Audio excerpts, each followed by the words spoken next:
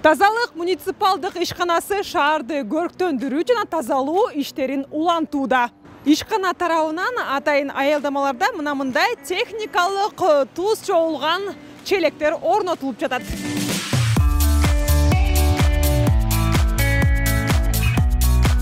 Күн тийбеген аялдамаларда муздар, тоңгон жылгаяктар көпкө чейин эрибейт.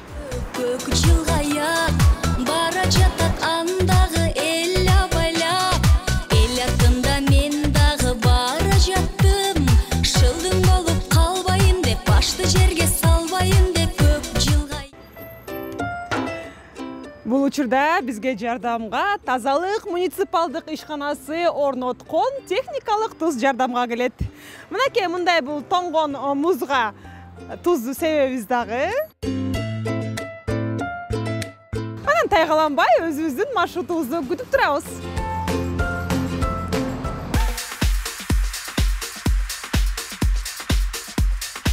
Челектер маселеси боюнча биз тазалык муниципалдык ишканасына келдик. Айбек мырза, айтып койсоңуз, мынакей челектер орнотулуптур туз менен. Шаар боюнча 160 челек орнотулган тазалык ишканасы боюнча. 80 пластик урнасы чакасы, 80 темир чака. Маалымат чыкканда эле элдин баары ар кандай комментарийлерди жаза башташты. Челектерди орнотконго канча миллион сарпталды деп. Кандай деле көп сарпталган жок.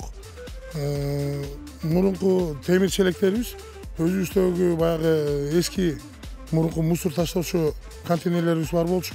Ошолорду оңдоп түштөп өзүбүздөн эле анан ошентип койгонбуз. Бул пластиктерди где-то 1000 сомдон тегерегинде эле айланды бир үчтүгү. Ошондо пластиктерди 80 штук салдык, ар биринге 20дан 80 000 сом. Бул тузду баягы жегенге мүмкүн эмес да, Жок, мүмкүн эмес. Бул атайын ошондой технический тузда, көчөгө себилүүчү туздар. Булар тендер аркылуу Казакстандан келет, бул атайын ушундай жолго себиле турган туздар. Ал эми сындырып кеткен, бул челекти урдап кеткен, эртең эле урдап кетет деп атпайбы? Ошол тууралуу элдерге кандай кайрылуу жасайсыз? Элдерден эми суранабыз, урдабаңыздар.